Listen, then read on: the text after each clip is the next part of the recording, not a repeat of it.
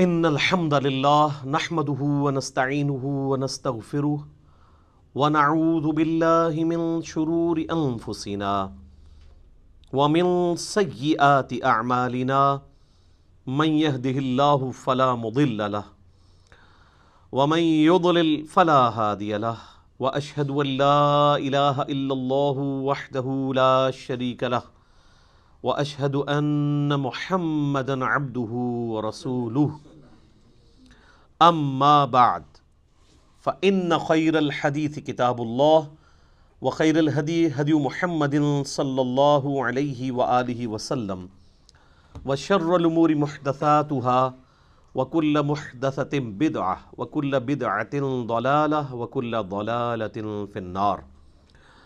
اعوذ باللہ السمیع العلیم من الشیطان الرجیم من ہمزہ ونفخہ ونفثہ بسم اللہ الرحمن الرحیم رب اشرح لی صدری ویسر لی امری واحلل عقدۃ من لسانی یفقہوا قولی. بسم اللہ الرحمن الرحیم ان اللہ وملائکتہ یصلون علی النبی یا ایہا الذین آمنوا صلوا علیہ وسلموا تسلیما. اللہم صلی علی محمد وعلی آل محمد کما صلیت علی ابراہیم وعلی آل ابراہیم انک حمید مجید. اللہم بارک علی محمد وعلی آل محمد کما بارکت علی ابراہیم وعلی آل ابراہیم انک حمید مجید. ربنا آتنا فی الدنیا حسنة وفی الآخرة حسنة وقنا عذاب النار. ربنا آتنا من لدنک رحمة وہیئ لنا من امرنا رشدا. لا الہ الا انت سبحانک انی کنت من الظالمین. حسبنا اللہ ونعم الوکیل. یا حی یا قیوم برحمتک استغیث اصلح لی شأنی کلہ ولا تکلنی الی نفسی طرفۃ عین ولا حول ولا قوة الا باللہ العلی العظیم. آمین. الحمدللہ آج 17 نومبر 2019 کو سنڈے کے دن بمطابق 19 ربیع الاول 1441 ہجری میں قرآن کلاس نمبر 4 کا انعقاد ہوگا. آج کی قرآن کلاس بھی انشاءاللہ تعارف قرآن کے اوپر مشتمل ہے اور تعارف قرآن کے حوالے سے امید ہے کہ آج کی یہ کلاس آخری کلاس ثابت ہوگی.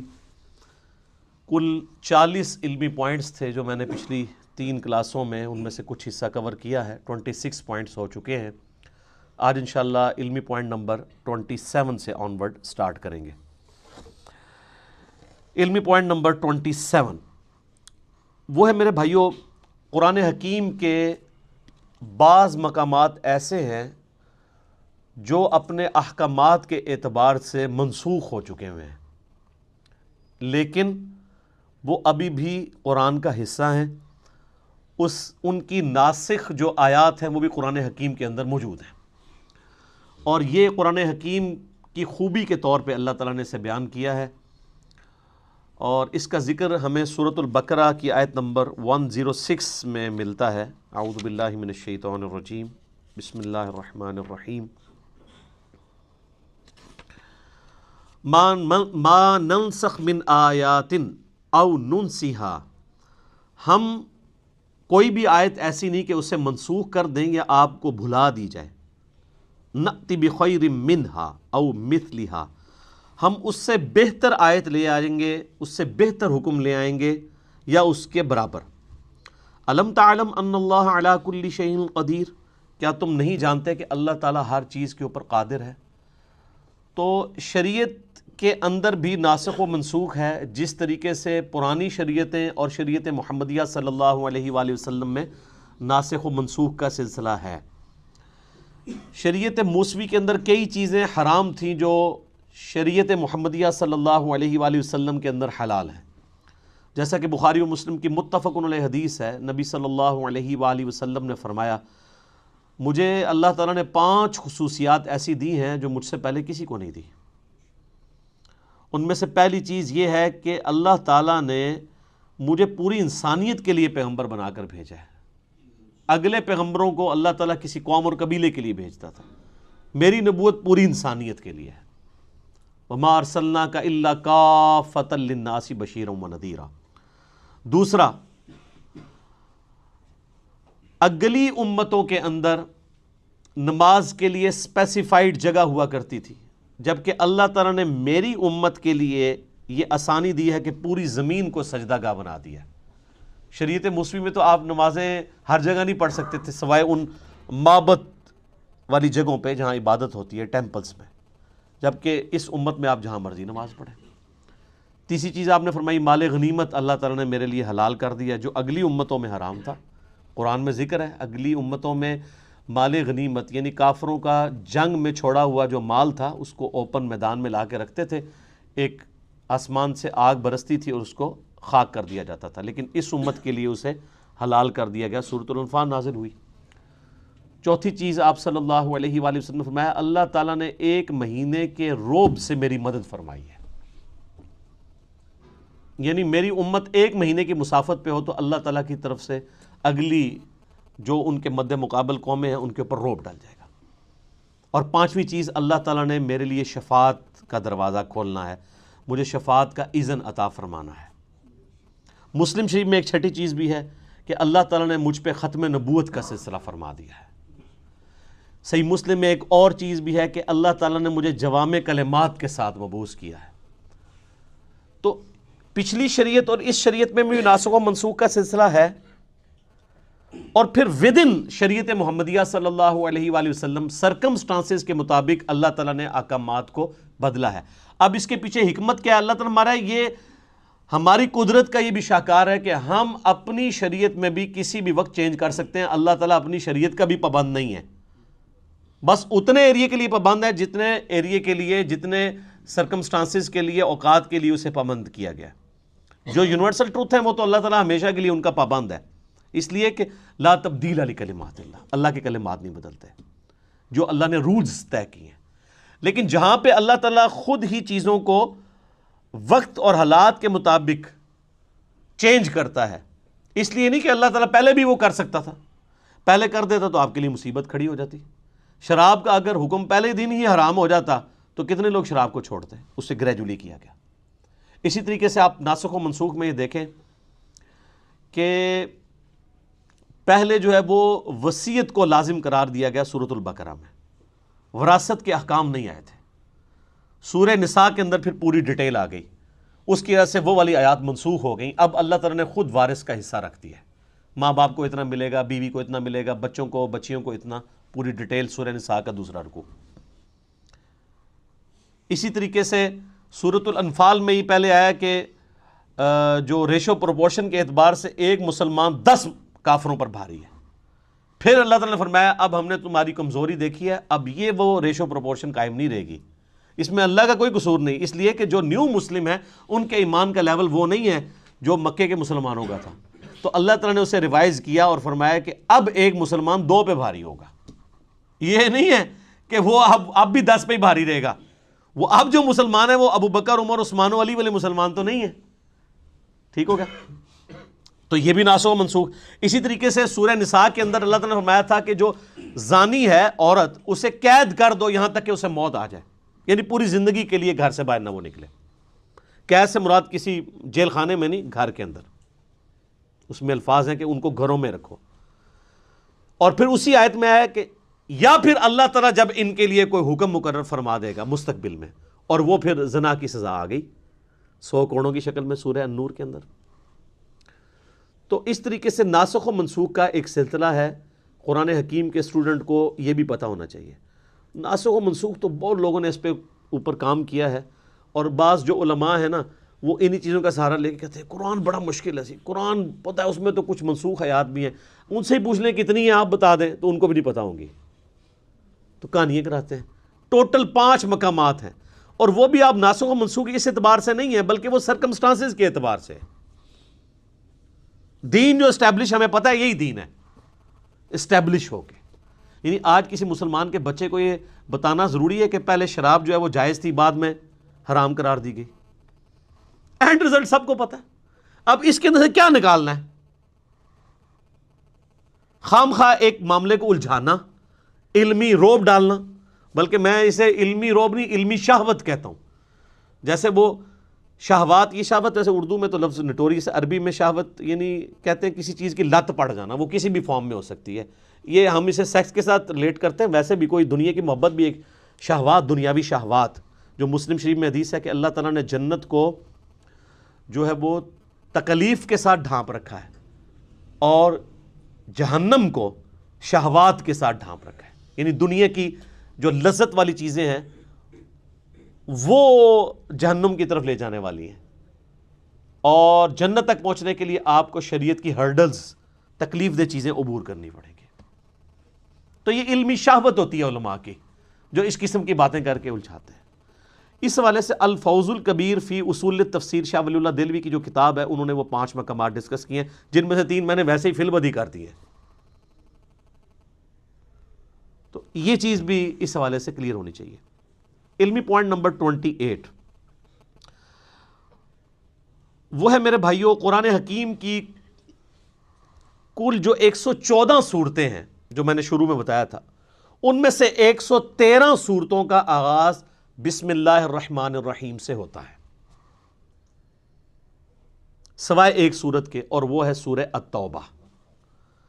اس کے آغاز میں بسم اللہ نہیں ہے، لیکن اوورال پورے قرآن میں 114 بسم اللہ پوری ہیں، کیونکہ سورہ نمل کے اندر آغاز میں بھی بسم اللہ آتی ہے، اور سورہ نمل میں ایز اے آیت بھی آتی ہے، اِنَّهُ مِن سُلَيْمَانَ وَإِنَّهُ بسم اللہ الرحمن الرحیم.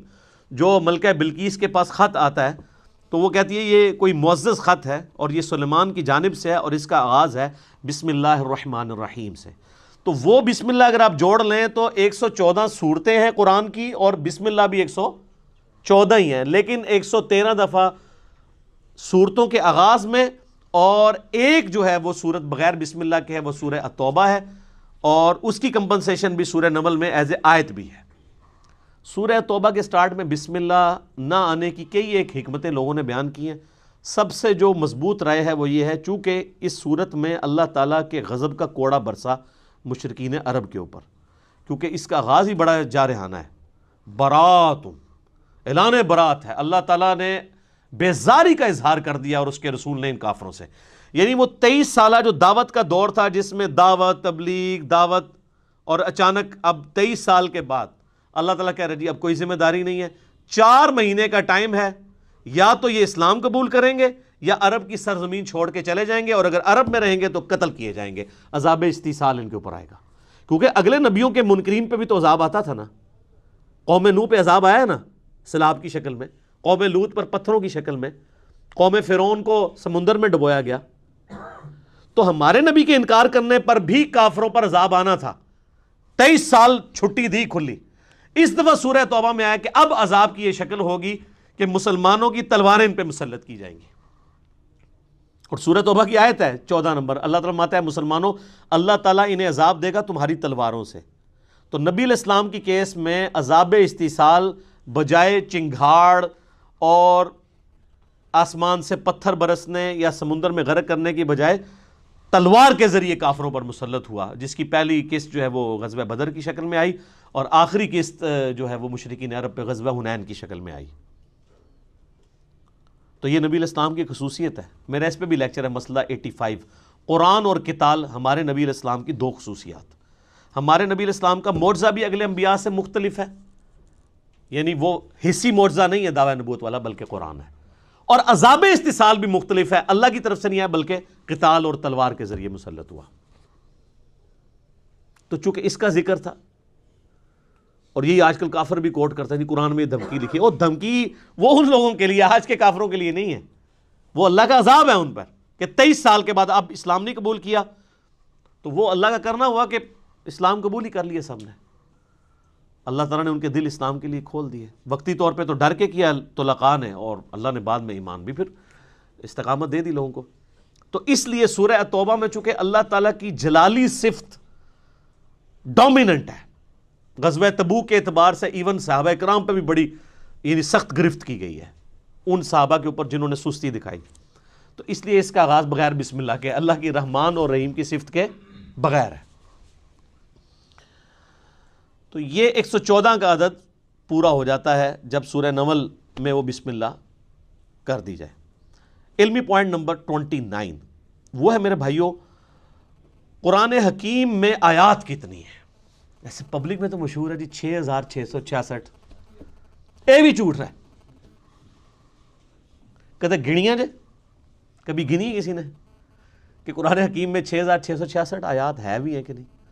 قرآن حکیم میں اگر بسم اللہ الرحمن الرحیم سورت کے شروع میں جو آتا ہے اس کو چھوڑ دیا جائے اور صرف سورتوں میں آنے والی آیات کو جمع کیا جائے تو قرآن حکیم میں کل آیات کی تعداد ہے 6236۔ اور اگر بسم اللہ کو بھی شامل کر لیا جائے ایز اے آیت تو ظاہر ہے قرآن حکیم میں 113 جگہ بسم اللہ بھی ہے سورتوں کے آغاز میں۔ وہ جو 114ویں مرتبہ ہے وہ تو سورت کے اندر ہے نا، وہ ویسے ہی ٹوٹل میں شمار ہوئی ہوئی ہے۔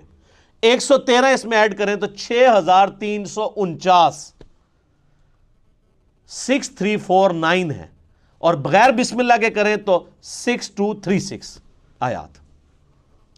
یہ 6666 پتہ نہیں کس نے مشہور کر دی ہوئی ہے۔ وہ کورسز میں بھی ایون آپ کے جو اسلامیات پڑھائی جاتی ہے اس میں بھی یہ لکھا ہوا ہے، تو جو اسلامیات کے ٹیچر ہیں ان کو کہے کہ یار یہ کوئی مشکل کام تو نہیں ہے، میرا نا 1-1.5 گھنٹے کی پریکٹس ہے، آپ سورتوں کے شروع میں لکھا ہوتا ہے سورت کے اندر کتنی آیات ہیں وہ جمع کر کے دیکھ لیں، تو آپ حیران ہوں گے کہ آپ کو وہ باتیں بھی جن کے بارے میں آپ کو گمان بھی نہیں تھا کہ یہ تو کم از کم ٹھیک بتائی ہوں گی وہ بھی غلط بتائی ہوئی ہیں۔ تو ہم پھر رونا کیوں نہ روئیں؟ کوئی صحیح گل دسی ہے تو انہوں نے قرآن کی آیات تک بھی صحیح نہیں بتائیں کہ کل آیات کتنی ہے۔ 6236 ہیں اگر بسم اللہ کو حصہ نہ مانا جائے سورت کا۔ اچھا قرآن کا حصہ ہے بسم اللہ، یعنی سورہ فاتحہ سے پہلے جو بسم اللہ ہے یہ لکھی جاتی ہے، مصحف کا حصہ ہے۔ اس میں اختلاف ہے کہ یہ پہلی آیت ہے یا یہ آیت کے بغیر ہے، لیکن اس پہ کوئی اختلاف نہیں ہے کہ بسم اللہ قرآن کا حصہ ہے کہ نہیں۔ 113 کی 13 بسم اللہ قرآن کا حصہ ہے، لیکن ایز اے آیت ہیں یا نہیں ہے اس کے بارے میں اختلاف ہے، اور اس اختلاف سے کوئی فرق نہیں پڑتا۔ اس کی وجہ یہ کہ مصحف تو پھر بھی بسم اللہ سے سٹارٹ ہوتا ہے اور والناس پہ ختم ہوتا ہے۔ ایون کوئی ایسے مقامات بھی قرآن حکیم میں ہیں جہاں پہ کوئی اکا دکا شاذ اقوال ملتے ہیں کہ یہ جو آیت ہے یہ ایک آیت نہیں، یہ 2 آیات ہیں، تو کوئی فرق نہیں پڑتا، اسے کوئی 2 بھی گن لے، مصحف میں جو کچھ لکھا ہے وہ تو اپنی جگہ موجود ہے نا، اس میں کوئی تبدیلی نہیں ہے۔ علمی پوائنٹ نمبر 30 نمبر، قرآن حکیم میں صورتیں عموماً جوڑوں کی شکل میں ہیں، اور یہ اللہ تعالیٰ کی سنت ہے۔ سورہ ذاریات میں ہے کہ اللہ تعالیٰ نے مخلوقات کو جوڑوں کی شکل میں پیدا کیا ہے۔ جوڑا جو ہوتا ہے نا وہ آپ کو پتہ ہے ایک دوسرے کا ریسیپروکل ہوتا ہے، مرد ہے عورت ہے، میل فیمیل، لیکن یہ دونوں چیزیں مل کے ایک مشترکہ مقصد کو اچیو کرتے ہیں۔ جیسے مرد اور عورت دونوں کے ملاپ سے اللہ تعالیٰ نے اولاد کا سلسلہ شروع کیا۔ یہی جینڈرز والا ایشو جو ہے وہ جانوروں میں بھی ہے، ایون نباتات کے اندر بھی ہے۔ تو دونوں ایک دوسرے کے بغیر امپرفیکٹ ہیں، دونوں مل کے پرفیکٹ ہوتے ہیں۔ اس طرح قرآن حکیم میں بھی صورتیں جوڑوں کی شکل میں مل کے ایک پرفیکٹ مقصد کو اچیو کرتی ہیں، جس کی آپ کو سب سے موٹی مثال سورۃ الفلق اور سورۃ الناس ہے۔ یہ بھی جوڑا ہے۔ سورۃ الفلق ان شیاطین کے حملوں کو ڈیل کرتی ہے جو باہر سے حملہ آور ہوتے ہیں، جادو کی شکل میں، حسد کی شکل میں۔ آپ دیکھ لیں، قل اعوذ برب الفلق من شر ما خلق، ہر اس چیز کے شر سے تیری پناہ میں آتا ہوں جو تو نے پیدا کی ہے۔ ومن شر النفاثات فی العقد ومن شر حاسد اذا حسد، پھونکے مارنے والی جو جادوگرنی ہیں ان کے شر سے، اور حسد کرنے والے کے حسد سے۔ حسد کرنے سے یہ نہیں ہوتا کہ کسی کو کوئی نقصان پہنچاتا ہے، مراد یہ کہ وہ فزیکلی پھر اس حسد کا شکار ہو کے آپ کو نقصان نہ پہنچائے۔ لیکن سورۃ الناس جو ہے وہ اندر سے حملہ آور ہونے والی چیزیں، جو داخلی چیزیں ہیں، انٹرنل چیزیں، یہ ایکسٹرنل چیزیں، خارجی چیزیں، اور وہ انٹرنل۔ قل اعوذ برب الناس ملک الناس الہ الناس من شر الوسواس الخناس الذی یوسوس فی صدور الناس من الجنۃ والناس۔ سورۃ البقرہ سورہ ال عمران بھی جوڑا ہے۔ سورہ البقرہ بھی سابقہ امت مسلمہ کو ڈیل کرتی ہے، لیکن وہ کون سی امت؟ یہودی۔ اور سورہ آل عمران بھی ایک سابقہ امت مسلمہ کو ڈیل کرتی ہے، عیسائی نصارہ، یہ دونوں مل کے ایک پرفیکشن کی طرف جاتے ہیں۔ سورہ النجم اور سورۃ القمر یہ بھی جوڑا ہے، چاند اور تارہ، چاند تارہ ویسے بھی جوڑا ہے، آپ کے وہ جھنڈے پہ بھی ہے نا۔ تو یہ قرآن حکیم جوڑوں کی شکل میں ہے، اور آپ کو بعض اوقات بالکل سملر آیات جو ہے وہ جوڑوں میں مختلف انداز میں صورتوں میں ملے گی۔ ایک علیحدہ سے ٹاپک ہے، اور اس کی ڈسکوری جو ہے نا امت میں پہلی دفعہ کی ہے حمید الدین فراہی صاحب نے رحمہ اللہ تعالی، جو غامدی صاحب کے بھی اور ڈاکٹر اسرار صاحب کے بھی دادا استاد ہیں، امین احسن اصلاحی صاحب کے استاد۔ اب یہ آپ چیز دیکھیں، یہ وہ چیز ہے جو امت میں پہلے 1300 سال کے مسلمانوں کے اوپر اس طرح اشکار نہیں ہوئی، اگرچہ اشارے موجود تھے۔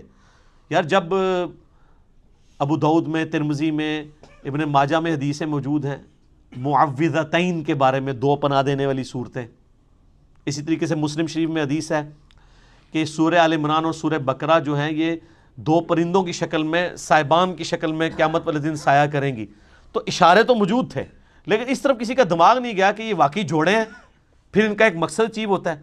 وہ پوری کی پوری ایک جو سمجھ لیں آپ پوری ڈاکٹرائن ہے نا، وہ اس بندے نے ڈسکور کی ہے، اور اس بندے نے بھی کمال کام کیا ہے جی۔ وہ بندہ قرآن کو سمجھنے کے لیے 40 سال تک ایک خیمے میں اس نے زندگی گزاری ہے، جا کے بالکل ریگستانی ایریا میں اسی طریقے کے مطابق جن حالات و واقعات میں قرآن نازل ہوا تھا، تاکہ وہ عرب کے لوگوں کے کلچر کو سمجھ سکے اور ان فیلنگز کو فیل کر سکے۔ پھر اللہ نے دیکھے کیسی چیزیں ان کے اوپر کھولی ہیں۔ ان کو آج یعنی اس حوالے سے قرآن کے نظم، اس کو نظم کہا جاتا ہے، قرآن کا اس کا امام مانا جاتا ہے، حالانکہ کوئی پرانے بزرگ نہیں ہے، بمشکل 100 سال ہوئے ان کو فوت ہوئے۔ ڈاکٹر اسرار صاحب نے بھی اس حوالے سے جو تعارف قرآن کے اپنے لیکچر ہیں بیان القرآن میں، اس میں بڑی ڈیٹیل سے وہ بولے ہیں، اور انہوں نے ایمانداری کی ہے کہ ان کا نام لیا ہے، اس ڈسکوری کو اپنے ساتھ منسوب نہیں کیا۔ یہ بڑی بے ایمانی ہوتی ہے کہ آپ کسی دوسرے شخص کی ڈسکوری کا لیبل جو ہے وہ مطلب اپنا لگا کے اس سودے کو بیچنا شروع کریں۔ تو میں نے بھی اس لیے ایمانداری کی کہ یہ میری کوئی ڈسکوری نہیں ہے، کہ کوئی یہ نہ کہے علی بھائی نے کیا کمال کر دیا، جس نے کیا اسی کی طرف منسوب کر رہے ہیں۔ اور اللہ تعالیٰ ان کی غلطیوں سے درگزر فرمائے، ان کو نیک کاموں کا اجر عطا فرمائے، آمین۔ علمی پوائنٹ نمبر 31 وہ ہے میرے بھائیوں، قرآن حکیم کی اگر سب ڈویژن کی جائے تو قرآن حکیم میں کل 7 منازل ہیں جو صحابہ کرام کے دور میں اسٹیبلش ہو چکی تھی، کیونکہ صحابہ کرام علیہم رضوان کے دور میں یہ اسٹیبلش تھا کہ قرآن حکیم وہ ایک مصحف کو 7 دن کے اندر مکمل کرتے تھے۔ ترمذی میں حدیث ہے جس نے 3 دن سے کم میں قرآن ختم کیا اس نے قرآن کا حق ہی ادا نہیں کیا۔ یہ ان کو کہا جا رہا ہے جن کو عربی آتی ہے، اور جو کہتے ہیں ہمارے بزرگ ایک ایک رات میں پورا قرآن ختم کرتے ہیں تو وہ کیڑا ثواب کھٹتے رہے، آپ سمجھ لو۔ صحابہ کو کہا جا رہا ہے 3 دن سے کم میں قرآن مکمل نہیں کرنا، تو 3 دن میں صحابہ کرام قرآن مکمل کرتے تھے یا 7 دن کے اندر۔ تو اب 7 دن کے لیے پھر انہوں نے اپنی منزلیں مقرر کر لی۔ یہ منزل کا لفظ آپ بھی آج کل وہ بزرگوں کے وظائف کی کتابیں بھی ہیں نا، وہ منزلیں لکھتے ہیں، ٹھیک ہے، وہ کہتے ہیں تصوف کی اتنی منزلیں طے کر لی ہیں۔ لفظ قرآن سے ہی پکڑا ہوا ہے۔ صحابہ کرام کے دور میں یہ اسٹیبلش ہو گیا تھا کہ جس نے 7 دن کے اندر قرآن ختم کرنا ہے نا، اس کے لیے انہوں نے ثانی کر کے نا ایکولی ڈیوائڈ کر کے، آلموسٹ ایکولی ڈیوائڈ کیا، 100% نہیں۔ اور چونکہ یہ صحابہ کرام کی ڈویژن تھی، اس میں آپ کو پھر اس طرح کی خامی نظر نہیں آئے گی جو پاروں کے ڈویژن میں نظر آئی ہے، وہ میں اگلے پوائنٹ میں ڈسکس کروں گا۔ اگر سورہ فاتحہ کو آپ قرآن کا مقدمہ مان لیں، پریفیس ہے نا ظاہر ہے، تو پہلی منزل کے اندر 3 صورتیں ہیں، دوسری میں 5، تیسری میں 7، چوتھی میں 9، پانچویں میں 11، چھٹی میں 13۔ دیکھیں کتنی زبردست ایونلی چل رہا ہے۔ اور 7ویں میں 65 صورتیں ہیں، وہ بھی 13 کا ملٹیپل ہے، 13 کو 5 سے ضرب دیں تو 65۔ یہ صحابہ کرام نے، اچھا، اور یہ جو انہوں نے ڈویژن کیا ہے اس سے آلموسٹ قرآن کے 7 برابر حصے بن جاتے ہیں۔ اگر کسی نے ایک ہفتے میں قرآن ختم کرنا ہے تو ہفتے والے دن وہ، اگر وہ ہفتے سے سٹارٹ کرتا ہے تو وہ پہلی منزل مکمل کرے، اتوار کو دوسری کرتے کرتے تو جمعے والے دن اس کا قرآن مکمل ہو جائے گا۔ تو یہ منازل کا سلسلہ کیا گیا۔ علمی پوائنٹ نمبر 32 وہ ہے میرے بھائیوں ذرا کڑوی بات کہ قرآن حکیم کی جو یہ پاروں کی ڈویژن ہے یہ نبی علیہ السلام نے نہیں کروائی، صحابہ کرام نے بھی نہیں کی، یہ تابعین کے دور میں اس کی ڈویژن ہوئی۔ جب لوگ سست ہو گئے، ہفتے میں قرآن مکمل نہیں کر سکتے تھے، تو پھر مشورہ کیا گیا کہ یار چلو مہینے میں قرآن مکمل کیا جائے، تو پھر 30 دنوں کے اوپر سے ڈیوائڈ کر دیا جائے۔ تو میرے خیال ہے کوئی پڑھا لکھا انہوں نے بندہ بٹھایا، انہیں جناب اینج کر کے نا قرآن حکیم کھولیا، اینج کیتا اور صفحے گننے شروع کیے، اور قرآن پاک کے 30 پارے بنا کے سائڈ پہ ہو گیا۔ اور وہ بنائے کیا، وہ آج تک ہماری مصیبت ہمارے گلے میں پھیٹا ہے۔ اس کا سب سے بڑا آپ جو بلنڈر دیکھیں ان پاروں میں، چونکہ یہ قرآن و حدیث سے نہیں ہے تو ظاہر ہے انسان تو پھر غلطی کرے گا۔ تو اب مجھے اندازہ لگائیں جو یہ کہتے ہیں کہ جی شیعہ کہتے ہیں 40 پارے ہیں، وہ پارے تو 30 بھی کوئی نہیں تھے، 40 کہاں سے آنے ہیں؟ یہ بات ہی چلی ہے۔ اگر ان سے پوچھے شیعہ کا قرآن جا کے دیکھا ہے، نہیں۔ یہ اب سعودیہ میں کئی قرآن ہیں وہ پاروں کی ڈویژن کے بغیر چھپ رہے ہیں، وہ بیچ میں سے آیات شروع ہو رہی ہوتی ہیں، کیونکہ پاروں کی ڈویژن کو تو وہ اسٹیبلش مانتے ہی نہیں ہے نا، صورتوں کی ڈویژن ہے، منازل کی ہے۔ اب یہ دیکھیں بلنڈر کیا ہوا ہے۔ پارہ نمبر 13 جو ہے اس کی آخری آیت، ایک آیت صرف، سورۃ الحجر کی پہلی آیت ہے، اعوذ باللہ من الشیطان الرجیم، الف لام را تلک آیات الکتاب وقرآن مبین، اور پوری سورہ ہجر پارہ نمبر 14 میں ہے، ربما یود الذین کفروا لو کانوا مسلمین۔ یہ ایک لائن اگر 14ویں پارے میں چلی جاتی تو یہ سورت تو نہ ٹوٹتی، سورت ہی توڑ دی۔ ایک لائن کے پیچھے، ایک لائن بھی نہیں، یہ آدھی لائن ہی بنتی ہے، ایک آیت پارہ نمبر 13 کے اینڈ پہ رکھی اور پوری سورت پارہ نمبر 14 میں کر دی۔ تو یہ کتنی بے وقوفانہ قسم کی ڈویژن ان لوگوں نے کی۔ سورہ یاسین بھی آپ دیکھ لیں، کچھ حصہ اس کا 22ویں پارے میں ہے، باقی میجورٹی سارا وہ صرف اس لیے کہ انہوں نے صفحے پورے کیے ہیں ایسے کر کے۔ اور یہ ایسے ایسے کر کے بھی اگر آپ الفاظ دیکھیں تو ابھی بھی پورے نہیں ہیں۔ آج کے دور میں تو ہم میتھمیٹیکلی بھی کر سکتے ہیں، ابھی بھی پاروں کو ریوائز کیا جا سکتا ہے، ایونلی ابھی بھی ڈسٹریبیوٹ کوئی نہیں ہے۔ اگر آپ کہنا کہ 100% ہر پارے کے رکوع یا اس کے الفاظ یا اس کی لینتھ برابر ہے دوسرے کے، تو ایسا نہیں ہے۔ رکوع تو چلے برابر نہیں ہو سکتے، چھوٹے بڑے، الفاظ تو برابر ہو سکتے ہیں نا، آیات بھی برابر نہیں ہو سکتی، چھوٹی بڑی ہیں، نہیں نظر آئیں گی آپ کو۔ تو یہ پاروں کے ڈویژن کو ہم سرے سے مانتے ہی نہیں ہیں۔ یہ پاروں کی ڈویژن تابعین کے دور میں مولویوں نے، حکمرانوں کی بنائی ہوئی ہے، اس کی کوئی حیثیت نہیں ہے۔ لیکن اب چونکہ یہ اسٹیبلش ہو چکی ہے اور لوگوں کے لیے مہینے میں قرآن ختم کرنا آسان ہے، اسے ہم بدعت بھی نہیں کہتے، یہ انتظامی معاملہ ہے۔ آپ اگر 3 مہینے میں قرآن ختم کرنا چاہتے ہیں تو آپ مزید ڈویژن کر لیں، آپ سال میں قرآن ختم کرنا چاہتے ہیں آپ مزید ڈویژن کر لیں، جتنی مرضی کریں، جس طرح کہ آپ دیکھیں رکوع کے کیس میں ہوئی ہے، وہی اگلا پوائنٹ ہے۔ علمی پوائنٹ نمبر 33، قرآن حکیم میں جو صورتوں کے اندر مضامین ہیں نا، ان مضامین کو ذہن میں رکھتے ہوئے ان کو رکوعوں میں ڈیوائیڈ کیا گیا ہے۔ یعنی ایک طرح کا مضمون ہے یا ایک طرح کا ایک واقعہ ہے جو کنکلوڈ ہو رہا ہے، تو اس کو پورے کو ایک رکوع میں رکھا گیا ہے۔ اور یہ کمال کی بات ہے کہ رکوع بھی اگرچہ بعد میں ڈیفائن ہوئے ہیں، صحابہ نے نہیں کیے، لیکن یہ کام جن لوگوں نے کیا ہے بڑی محنت سے کیا ہے، اور واقعی نظر اکا دکا مقامات پہ آپ اختلاف کر سکتے ہیں، ادروائز اگر آپ اوورال دیکھیں نا، جو رکوع ہے نا وہ اتنے پیارے خوبصورتی سے ڈیوائیڈ کیے گئے ہیں کہ پورے کے پورے مضمون ایک رکوع کے اندر کور ہوتا ہے، اور جیسے ہی اگلا رکوع شروع ہوتا ہے ایک نیا مضمون ہے۔ یہ داد دینی پڑے گی، جس طرح 30 پاروں میں انہوں نے جو بلنڈر کیا اس کو ہائی لائٹ کرنا ضروری ہے، یہ داد دینا بھی ضروری ہے کہ رکوعوں کی ترتیب بڑی زبردست لگائی ہے۔ اور اس میں انہوں نے دیکھیں خود مانا ہے کہ پاروں کی ترتیب غلط ہے، اس میں انہوں نے پاروں کا بھی خیال نہیں رکھا۔ ہونا تو چاہیے تھا کہ ایک پارہ ختم ہو رہا ہے تو رکوع بھی ختم ہو، ایسا نہیں ہے۔ آپ ذرا سورہ یاسین کا دوسرا رکوع دیکھیں، سورہ یاسین کا دوسرا رکوع جو ہے وہ پارہ نمبر 22 سے شروع ہوتا ہے، وَاضْرِبْ لَهُمْ مَثَلًا أَصْحَابَ الْقَرْيَةِ، یعنی جو بستی کے رہنے والے لوگ تھے جو حضرت عیسیٰ علیہ السلام کے بھیجے ہوئے فرستادے تھے، ان کا ذکر اللہ تعالیٰ نے کیا۔ تو اب ان کا ذکر شروع ہوا پارہ نمبر 22 میں آیت نمبر 13 سے، لیکن یہ سورت ختم ہوتی ہے نا یہ جو پارہ ختم ہوتا ہے اتبعوا من لا يسألكم اجرا وهم مهتدون، لیکن یہاں پہ وہ واقعہ مکمل نہیں ہوتا کہ حضرت عیسیٰ نے جو دو اپنے صحابی یا دو پیغمبر سب پیغمبر بھیجے دعوت کے لیے کسی بستی میں، تو ان کے ساتھ ہوا کیا. تو اس لیے رکوع ختم نہیں ہوتا، رکوع آگے بھی چلتا ہے، اس کا دوسرا رکوع وما لی لا اعبد الذی فطرنی والیہ ترجعون. اب پارہ 23 شروع ہو گیا ہے، لیکن رکوع وہی والا چل رہا ہے دوسرا، کرتے کرتے جب تک یہ کنکلوڈ نہیں ہو گیا نا پورا واقعہ، اس وقت تک وہ رکوع ختم نہیں ہوا، جا کے وہ ختم ہوا ہے آیت نمبر 32 میں. تو رکوع میں مضامین کا خیال رکھا گیا، اور پورے قرآن میں ٹوٹل جو رکوع ہیں وہ ہیں 558 558. اور سجدوں کو بھی اسی میں ڈسکس کر لیں. قرآن حکیم میں 15 مقامات ایسے ہیں جن میں سجدے بھی ہیں، وہ آیات سجدہ ہیں. نبی علیہ السلام کی سنت ہے وہاں پہ سجدہ کرنا، واجب نہیں ہے، کیونکہ بخاری میں حدیث موجود ہے کہ نبی علیہ السلام نے کئی دفعہ وہ آیات تلاوت کی اور سجدہ نہیں کیا، اور حضرت عمر نے بھی نہیں کیا. صحیح بخاری میں حضرت عمر نہ کر کے بتاتے تھے کہ ہم اس لیے نہیں کر رہے تاکہ تمہیں پتہ چلے کہ یہ واجب نہیں ہے.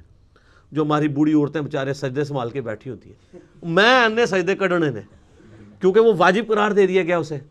اگر کوئی نہیں کرتا کوئی، اور اس کے لیے ماتھا ٹیکنا بھی ضروری نہیں ہے. بخاری میں حدیث ہے صحابہ کرام جب سفر میں قرآن پڑھ رہے ہوتے تھے، اونٹ پہ بیٹھے ہوتے تھے، جیسے ہی آیت سجدہ آتی تھی یوں کر دیتے تھے ٹو باؤ ڈاؤن، بس ایسے جھکا لیا. یہاں پہ بھی جب آیات سجدہ آتی ہیں، 9 سال میں ہم نے قرآن مکمل کیا ہے تو کبھی نیچے اتر کے نہیں کیا، ہمیشہ میں یہیں پہ یوں کرتا ہوں، باقی لوگ بھی بیٹھے بیٹھے کر لیتے ہیں.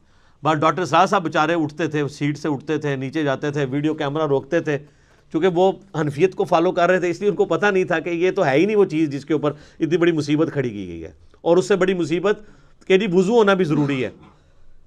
تو اس میں میرا کلپ بھی تھا کہ اب پاکستانی ٹیم کے نکاح ٹوٹ چکے ہیں، کیونکہ حنفیوں کے نزدیک اگر آپ بغیر وضو کے سجدہ کریں گے تو یہ اللہ کی توہین ہے، اور اللہ کی توہین کفر ہے، اور کفر سے نکاح بھی ٹوٹ جائے گا، بیعت بھی ٹوٹ جائے گی.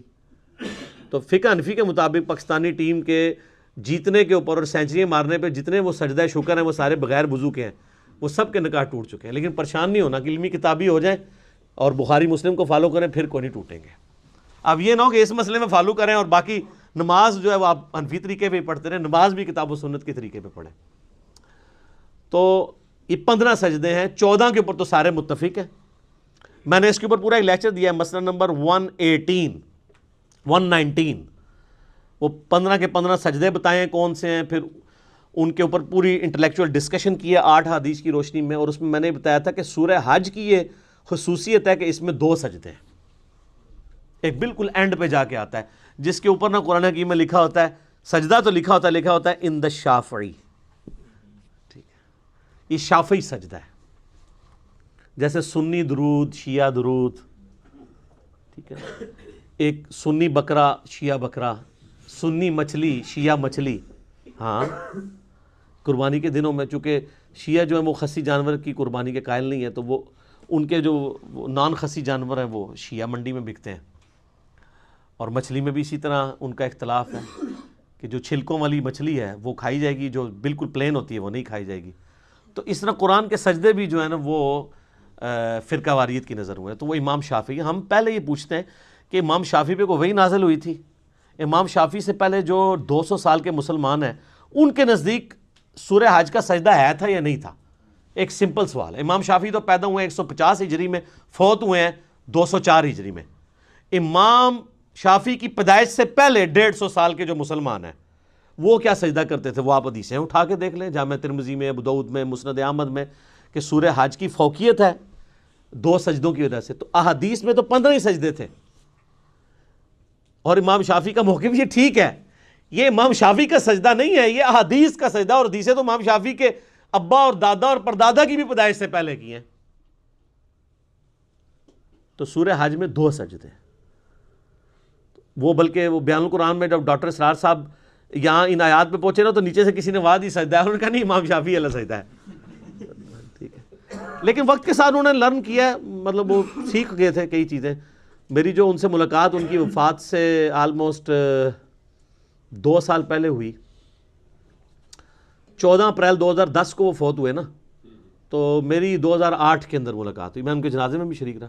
تو انہوں نے ان کیمرہ مجھ سے بہت ساری باتیں کی تھی، آن کیمرہ نہیں، ان کیمرہ. میں کیمرہ لے گیا تھا، میں نے کہا سر میں نے آپ کی باتیں ریکارڈ کرنی ہے یادگار کے طور پہ.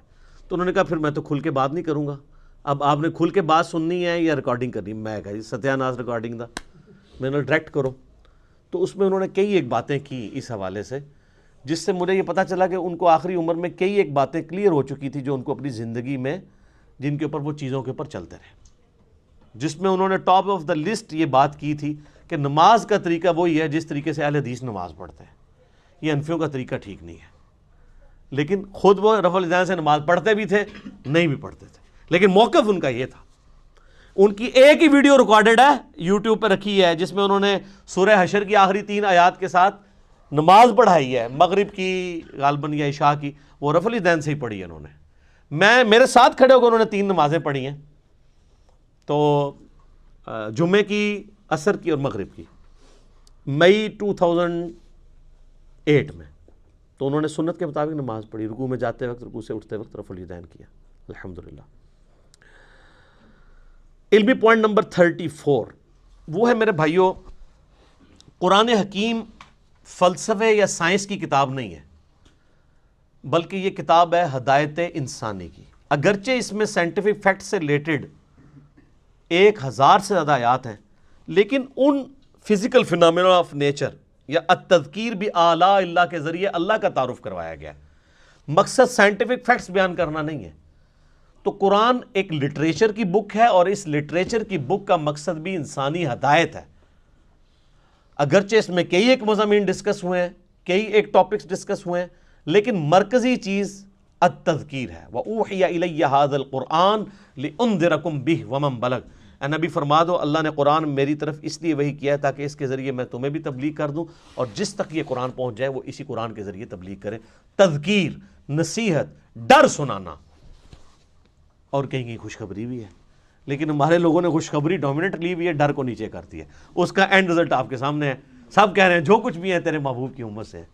ٹھیک ہے، موجہ مارو، عقل نہ ہوئے تو موجہ ہی موجہ، عقل ہوئے تو سوچیں ہی سوچا۔ تو یہ اس لیے اس چیز کو آپ نے ذہن میں رکھنا ہے قرآن پڑھتے ہوئے۔ اچھا، علمی پوائنٹ نمبر 35 وہ ہے قرآن حکیم کو سمجھنے کے لیے جہاں تک تعلق ہے شرعی احکامات کا، شریعت محمدیہ صلی اللہ علیہ وآلہ وسلم کا، تو اس کے لیے ہم اپنے سلف کی طرف رجوع کریں گے کہ صحابہ، تابعین، تبع تابعین نے ان معاملات کو کیسے سمجھا۔ نکاح طلاق کے مسئلے ہوں گے، وضو کے مسائل ہوں گے، نماز کا طریقہ ہوگا، نکاح سے ریلیٹڈ چیزیں ہوں گی، کیونکہ ان کا تعلق سائنس کے ساتھ تو نہیں ہے۔ البتہ جن چیزوں کا تعلق سائنٹیفک فیکٹس کے ساتھ ہے، اس میں ہم اپنے سلف کی طرف نہیں دیکھیں گے، بلکہ خلف کی طرف دیکھیں گے، کیونکہ ہمارے سلف کو تو کئی چیزیں پتہ ہی نہیں تھی سائنٹیفک فیکٹس کے اعتبار سے۔ میں بتا رہا امام غزالی نے کیمیائے سعادت میں لکھا ہے کہ سورج جو ہے وہ زمین سے 5 گنا بڑا ہے، 60 گنا بڑا، مختلف اقوال ہیں۔ آج ہمارے بچے کو بھی پتا ہے کہ 60 گنا نہیں ہے، 6000 گنا بھی نہیں ہے، 6 لاکھ گنا بھی نہیں، 13 لاکھ گنا بڑا ہے سورج۔ تو ہمارے بزرگوں کو نہ علم غیب تھا نہ علم سائنس تھا، اس لیے اتنی بڑی بڑی غلطیاں ان سے ہوئی۔ تو سائنٹیفک فیکٹس کے لیے آپ پریزنٹ دور میں دیکھیں گے، ایمبریولوجی سے ریلیٹڈ آیات ہوں، جیولوجی سے ریلیٹڈ آیات ہوں، اسٹرانومی سے ریلیٹڈ آیات ہوں، اس میں سلف کی رٹ نہیں لگائیں گے کہ سلف نے لکھ دیا ہے، ٹھیک ہے، تو اب ہم نے اسی کو فالو کرنا ہے۔ اب آپ کو پتا قرآن حکیم میں جگہ جگہ آیا نا کہ دل اندھے ہو چکے ہیں، یہ سوچتے نہیں، ان کو ہم نے دل دیا تھا۔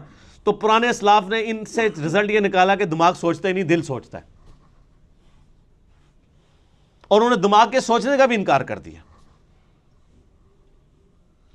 وہ تو پھر آج ہمیں سائنس بتا رہی ہے کہ دل بھی سوچتا ہے، دماغ بھی سوچتا ہے۔ اس کے اوپر میرا کلپ ہے، انسٹرومنٹ آف انٹلیکٹ، وہ دماغ ہے یا دل، وہ آپ دیکھ لیں، دونوں سوچتے ہیں۔ لیکن قرآن حکیم میں چونکہ ذکر بار بار آیا دل کا، تو انہوں نے کہا دماغ سوچتا ہی نہیں ہے۔ اب اس میں ہم سلف کی بات نہیں مانیں گے،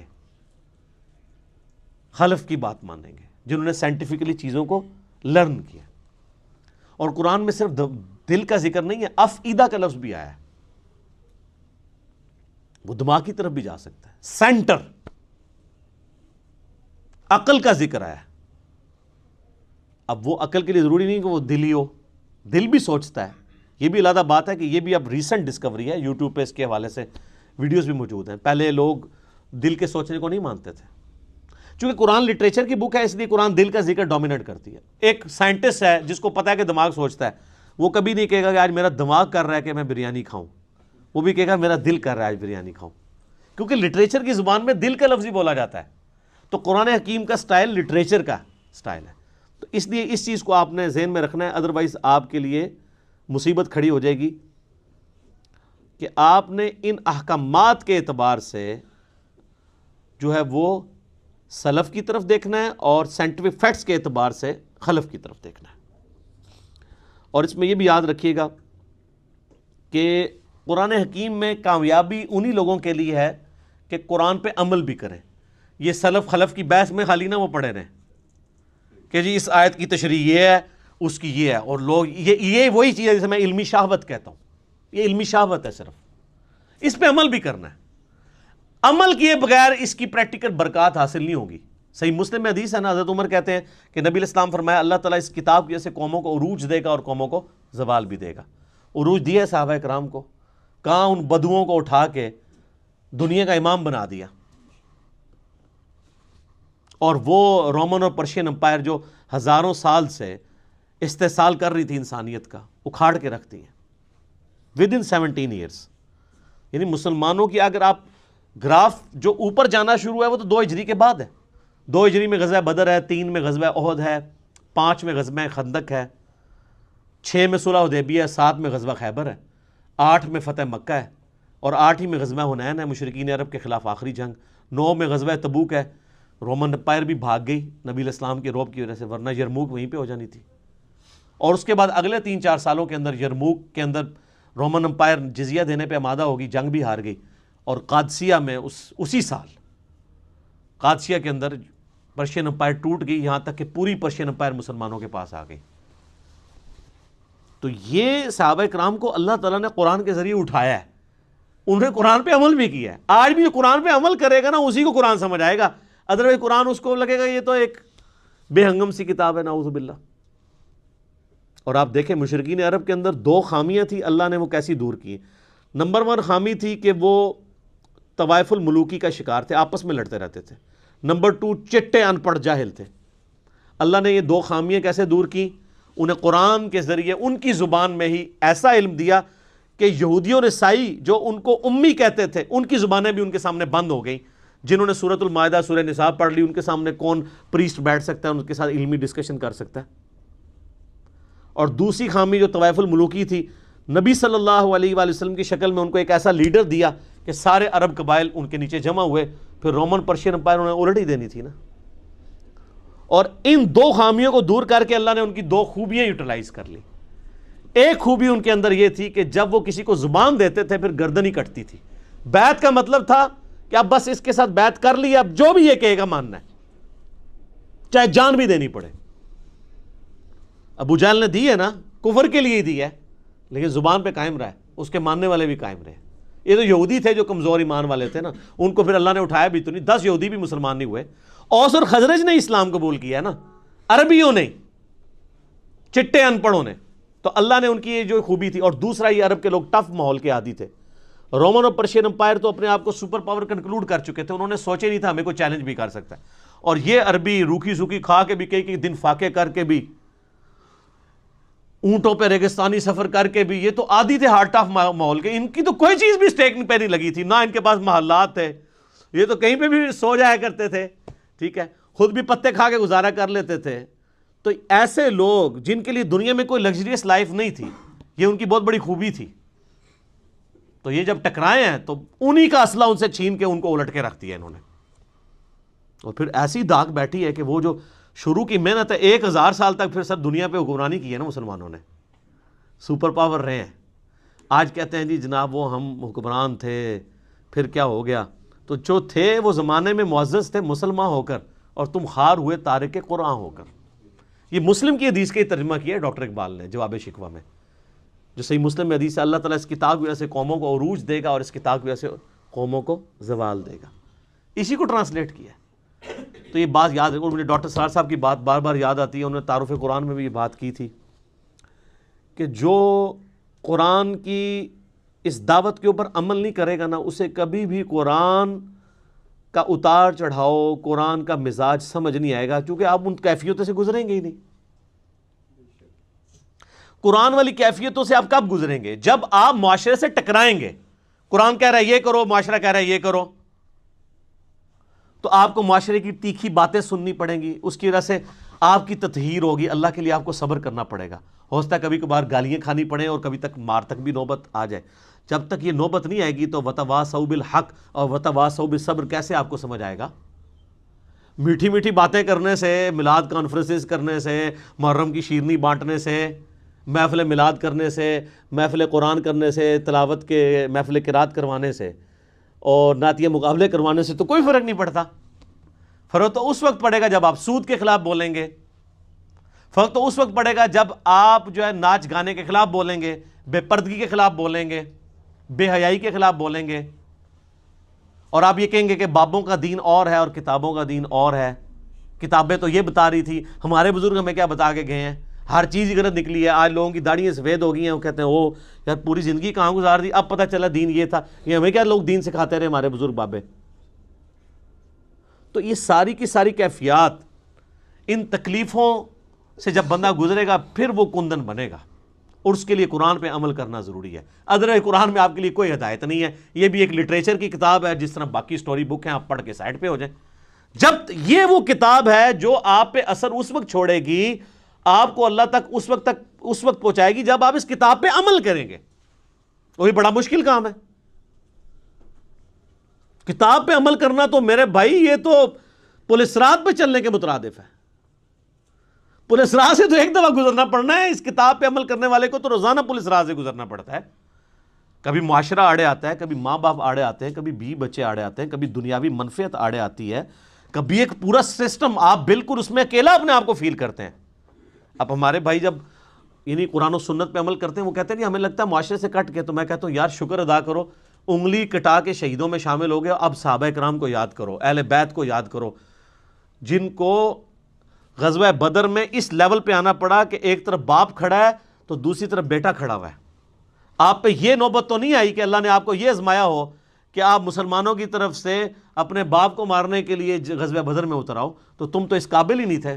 ویسے تم لاکھ کہتے رہو کہ تیرے ہوتے جنم لیا ہوتا، کچھ بھی نہیں سی ہونا رفا دن، پھر بھی نہیں سی تو شروع کرنا، ٹھیک ہے، تیرے ہوتے جنم لیا ہوتا، لازم کہتے رہو، آپ کوئی فرق نہیں پڑتا۔ سر وہ بڑا مشکل وقت تھا، بڑی تکلیف دہ چیزیں تھیں اس کے اندر۔ سیدنا حذیفہ ابن یمان کی حدیث میں بار بار یاد کرتا ہوں، اس کو آپ پلے باندھ لیں، صحیح مسلم میں جہاد والے چیپٹر میں۔ ان کے پاس کچھ لوگ آتے ہیں اور کہتے ہیں حضرت کتنے خوش نصیب ہیں آپ، رسول اللہ کی صحبت کی صلی اللہ علیہ وآلہ وسلم، آپ کی زیارت کی، کاش ہم بھی آپ کا زمانہ پاتے حضور کے ساتھ مل کے جہاد کرتے، ٹھیک ہے۔ جس طرح آج کل لوگ کہتے ہیں کبھی تیرے تلووں سے لپٹ جاتا، کبھی کچھ کرتا، وہ جو حسن نثار صاحب نے پوری ایک نعت لکھی ہوئی ہے۔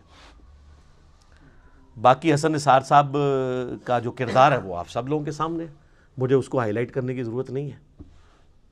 وہ جو نعت لکھ رہے ہیں وہ ان کے اپنے اوپر نظر آ رہی ہے، وہ خود فیصلہ کر لیں۔ نعت لکھنا بہت آسان ہے، یہ ہے وہ جو دین بہت آسان ہے، اس پہ چلنا مشکل ہے۔ تو صحیح مسلم کے الفاظ ہیں، حذیفہ ابن یمان کہتے ہیں یہ اتنا آسان کام نہیں، اتنے بڑے بڑے دعوے نہ کرو، نعتہ نہ لکھو، آج دے دور ایڈی مشکل نعتہ نہ لکھو۔ ان کا میں تمہیں ایک واقعہ صرف اپنی زندگی کا سناتا ہوں، اور یہ مسلم شریف ہے سر، مولانا شریف نہیں ہے، بزرگ شریف نہیں، کہانی شریف نہیں ہے، مسلم شریف ہے۔ حذیفہ نام لکھیں آپ، حذیفہ لکھیں اور خندق لکھیں، یہ دو لفظ لکھیں، اسلام 360 میں کھل جائے گا۔ نمبر نہ منگیا کرو، اللہ جو بندے ہو تھوڑا جا آپ بھی کوئی کام کرو۔ 5ویں کلاس کے بچے کو اسلام 360 دے دینا، 5 منٹ بعد میں اس کو کہوں گا وہ حدیث ڈھونڈ دے گا، ایڈے وڈے ٹگے نہیں۔ آپ یونیک لفظ لکھیں، میں بول رہا ہوں حذیفہ ابن یمان غزوہ خندق کا موقع، آپ حذیفہ لکھیں، خندق لکھیں، تو اسلام 360 حافظہ اللہ تعالی آپ کو حدیث کھول دے گا۔ مسلم شریف سلیکٹ کر لیں، مسلم شریف بھی نہ سلیکٹ کریں، حدیث کی کتابیں کریں، وہ خود ہی بتائے گا یہ حدیث کہاں پہ ہے۔ چلو، تو حذیفہ ابن یمان کہتے ہیں رضی اللہ تعالیٰ عنہ، نبی علیہ السلام نے ایک سخت سردیوں کی رات میں، جبکہ آپ کو پتہ ہے غزوہ احزاب کے موقع پہ کتنا مشکل وقت تھا، خندق کھودی ہوئی ہے، اس طرف کافر بیٹھے ہیں، اس طرف مسلمان بیٹھے ہوئے ہیں، سخت سردی ہے، بڑا ٹف ماحول ہے۔ نبی علیہ السلام نے کہا کون ہے جو اٹھے اور جا کے کافروں کی جاسوسی کرے اور جنت میں اپنے نبی کا پڑوس حاصل کر لے. ہائے ہائے ہائے ہائے, یہ سارے نعتوں والے کہتے ہیں میکرو ہو جڑا سی اینج کر کے. یہ کہنا آسان ہے, غلامی رسول میں جو داڑھی نہیں رکھ رہا اس کو موت کہاں سے قبول ہونی ہے؟ غلامی رسول میں جو فجر کی نماز نہیں اٹھ کے پڑھ سکتا بسترا چھوڑ کے, اس نے موت کہاں سے قبول کرنی ہے؟ حضرت حذیفہ ابن یمان کہتے ہیں کہ اتنی بڑی بشارت سن کے بھی کوئی ایک صحابی بھی نہیں تھا جو کھڑا ہو, اس لیے کہ سخت سردی کی رات تھی, لوگ چاہتے تھے کسی اور کی ڈیوٹی لگ جائے.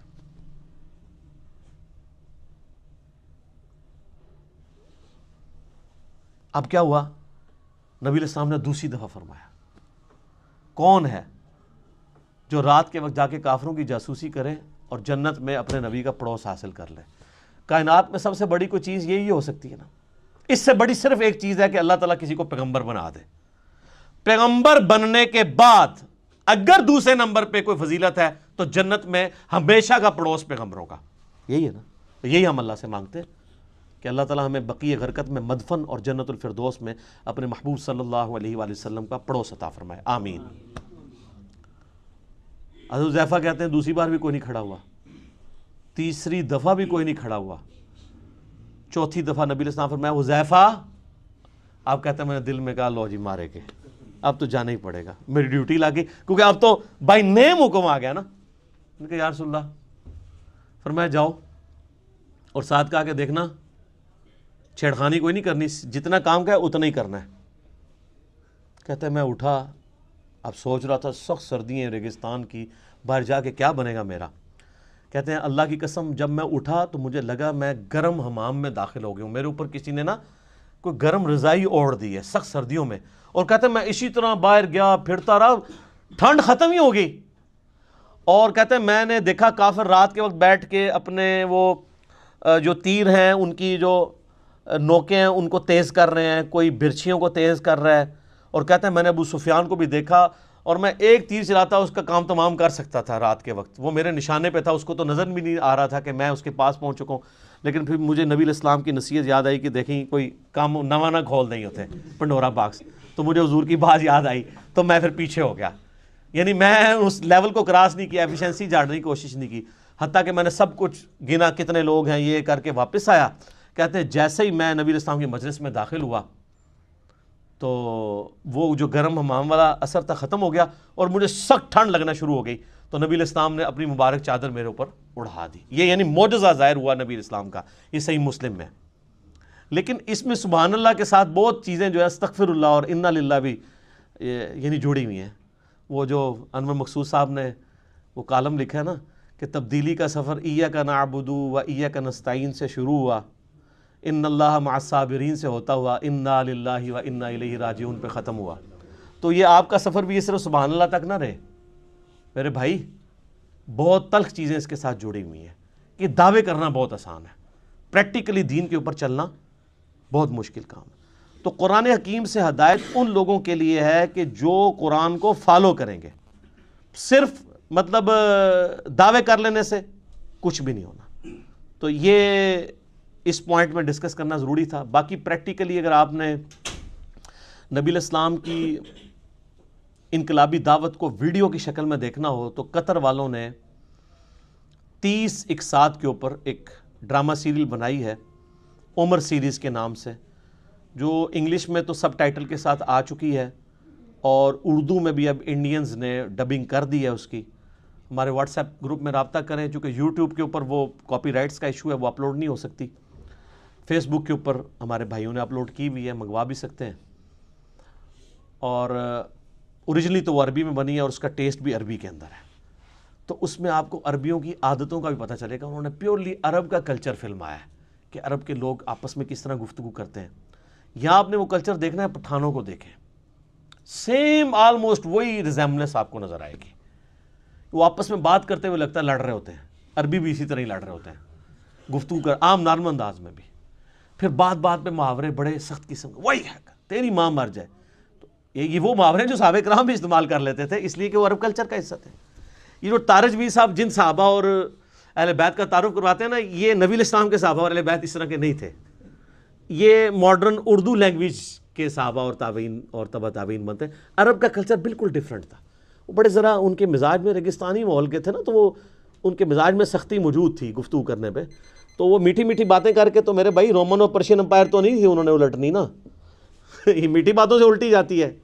جو بدماش صدیوں سے بیٹھے ہوئے ہیں ان کو اکاڑنے کے لیے آپ محفل نعت میں ان کو جھموائیں گے یا ان کو شیرنی دیں گے تو وہ اپنی مجلس چھوڑ کے چلے جائیں گے. نہیں، یہ تلوار جو اللہ تعالیٰ نے صحابہ کی مسلط کی رومن اور پرشین امپائر پہ، تاکہ ان کو اکھاڑ کے ایک نئے دور کا آغاز کیا جائے. اسی پہ وہ وحید الدین خان صاحب کی کتاب ہے نا، اسلام دور جدید کا خالق ہے. یہ آج جو فریڈم آف ایکسپریشن آپ کو نظر آ رہی ہے، یہ اسلام کی برکت سے ہے. اسلام سے پہلے تو بادشاہ کا دین ہی رعایا کا دین ہوتا تھا. اگر کوئی نہیں قبول کرتا تھا پرسیکیوشن ہوتی تھی. رومن امپائر کو دیکھنے ہزاروں عیسائیوں کو انہوں نے قتل کیا ہے. لیکن جب کانسٹنٹائن ٹون نے خود عیسائیت قبول کر لی، پوری رومن امپائر عیسائی ہو گئی. نبی الاسلام جب آئے اس وقت یہ عیسائی اسٹیٹ تھی، بن چکی ہوئی تھی، لیکن اس سے پہلے تو نہیں تھی. لیکن یہ اسلام نے آزادی دی کہ نہیں، بادشاہ کوئی بھی ہے، آپ کو حق ہے کہ آپ اپنا دین رکھ سکتے ہیں. اور یہ برکت ہے جو آج آپ اویل کر رہے ہیں کہ ٹرمپ جو ہے ایک متعصب قسم کا یہودی نما عیسائی ہے، لیکن اس کے سامنے بھی جب قرآن تلاوت کیا جاتا ہے خاموشی سے سنتا ہے. امریکہ کے اندر آپ جا کے اسٹریٹ دعوت دیں، لوگ سنیں گے. نماز پڑھیں آپ کے ساتھ، لوگ سیلفیاں بھی بنوائیں گے، برا نہیں سمجھیں گے. لیکن فرعون کے سامنے جادوگروں نے جب ذرا سی بات کی تھی، اس نے کہا میں لٹکا دوں گا تمہیں. یہ فرق ہے. تو اسلام اس دور جدید کا خالق ہے. ٹھیک ہے جی، انشاءاللہ یہ 35 پوائنٹ ہی کور ہوئے ہیں، باقی 5 پوائنٹ انشاءاللہ اگلی دفعہ کور کریں گے. صلو علی الحبیب، اللہم صلی علی محمد وعلی آل محمد کما صلیت علی ابراہیم وعلی آل ابراہیم انک حمید مجید. اللہم بارک علی محمد وعلی آل محمد کما بارکت علی ابراہیم وعلی آل ابراہیم انک حمید مجید. سبحانک اللہم وبحمدک اشہد ان لا الہ الا انت استغفرک واتوب الیک. اللہ تعالیٰ سے دعا ہے جو حق بات میں نے کہی ہمارے دلوں میں راسخ فرمائے. اگر جذبات میں میرے منہ سے کوئی غلط بات نکل گئی، اللہ تعالیٰ ہمارے دلوں سے ہی معاف کر دے. ہمیں کتاب و سنت کی تعلیمات پر عمل کر کے دوسرے بھائیوں تک پہنچانے کی توفیق عطا فرمائے. وما علینا الا البلاغ المبین. جزاکم اللہ خیر.